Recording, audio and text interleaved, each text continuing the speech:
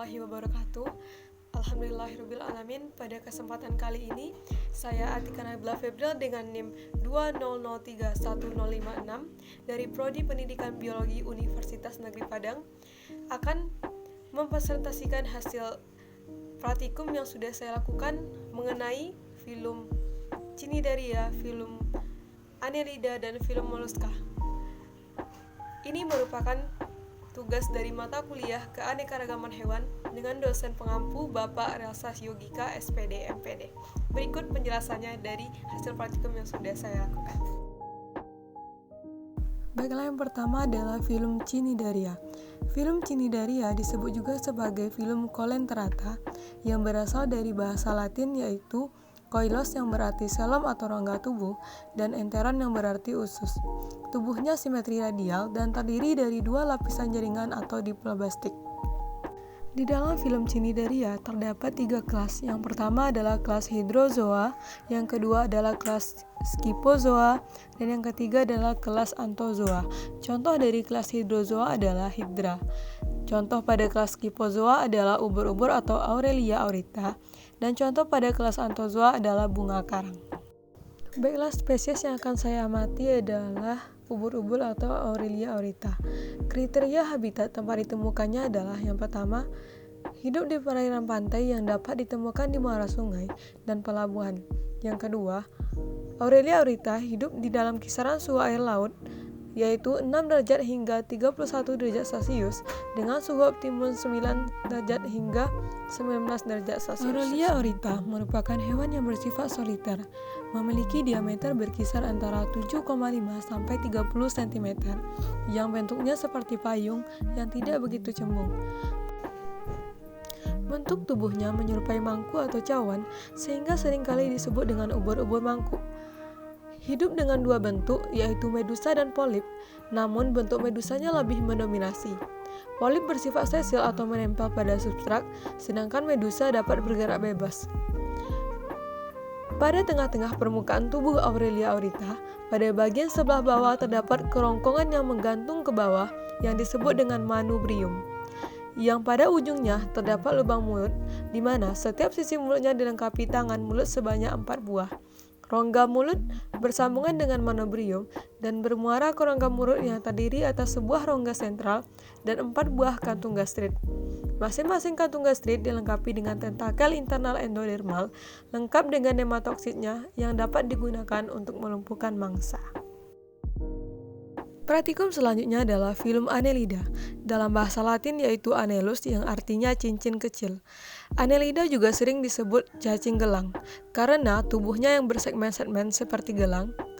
Annelida adalah kelompok hewan dengan bentuk tubuh seperti susunan cincin, gelang-gelang atau ruas-ruas. Annelida merupakan hewan yang bersifat triploblastik, selomata, simetri bilateral, dan metameri. Di dalam filum Annelida terdapat 3 kelas, yaitu Polychaeta, Oligochaeta, dan Hirudinea. Nah, di sini saya mengambil spesies cacing tanah atau Lumbricus terrestris, kelompok dari kelas Oligochaeta, di mana cacing tanah ini habitatnya terdapat di dalam tanah yang mengandung kelembapan yang cukup karena ia menggunakan dinding badan yang lembab untuk pertukaran gas. Namun jika air hujan memenuhi lubang tanahnya, cacing tersebut akan bergerak ke permukaan dan terus tinggal di atas hingga air terus ke bawah dan tidak langsung dalam lubang dan tanah di sekeliling cacing tersebut. Nah, setelah saya amati morfologi dari tubuh cacing tanah ini, pada bagian belakangnya atau posterior terdapat anus atau dubur, sedangkan pada bagian depan atau anterior terdapat mulut. Ciri khas daripada cacing tanah ini adalah tubuhnya bersegmen-segmen. Nah, yang paling menonjol di sini adalah bagian pada klitellum. Kita lihat di sana ada bagian yang menonjol berwarna agak berbeda daripada bagian tubuh yang lainnya. Itu dinamakan klitellum yang berfungsi sebagai alat reproduksi pada cacing tanah. Selain itu, ciri khas daripada hewan Annelida ini adalah memiliki cairan atau segmen pada tubuh, terdapat sedikit rambut-rambut halus di permukaan tubuh yang disebut juga dengan oligochaeta. Cacing tanah termasuk ke dalam kelas oligochaeta karena memiliki ciri yaitu seta yang relatif tersebar atau memiliki rambut yang terbuat dari zat kitin. Nah, tidak hanya itu, cacing tanah mempunyai bentuk tubuh yang memanjang. Dengan segmentasi nampak jelas dari luar sebagai lipatan-lipatan kutikula. Cacing tanah bergerak secara peristaltik, yaitu dari otak sirkuler dan longitudinal. Nah, sampai kita pada praktikum yang terakhir adalah filum mollusca. Filum mollusca berasal dari bahasa Latin molluscus yang artinya lunak. Hewan ini memiliki ciri khas tubuh yang lunak dan merupakan hewan triplobatik coelomata. Di dalam filum mollusca ini terdapat beberapa kelas di antaranya. Yang pertama ada kelas Amphineura, yang kedua kelas Cephalopoda, kelas Gastropoda, kelas Capopoda, dan yang terakhir adalah kelas Bivalvia. Spesies yang akan saya amati adalah berasal dari kelas Gastropoda, yaitu Becichat atau yang dengan bahasa latinnya adalah Achatina folica. Achatina folica ini habitatnya hidup di tempat lembab dan aktif di malam hari atau disebut juga dengan hewan nokturnal. Hewan ini tersebar hidup di laut, air tawar, dan daratan lembab. Karakteristik morfologi yang menjadi karakter utama film dari mollusca ini.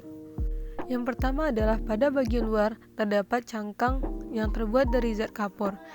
Kemudian pada bagian bawah disebut mantel bagian lunak yang merupakan ciri khas dari film mollusca. Pada bagian kepala, terdapat dua pasang mata majemuk. Sepasang bagian atas yang panjang itu berperan sebagai reseptor cahaya dan sepasang yang pendek pada bagian bawah sebagai reseptor parastas. Becichat ini termasuk ke dalam kelas Gastropoda sehingga ia bergerak menggunakan perutnya. Baiklah, itulah penjelasan praktikum dari saya. Semoga apa yang saya sampaikan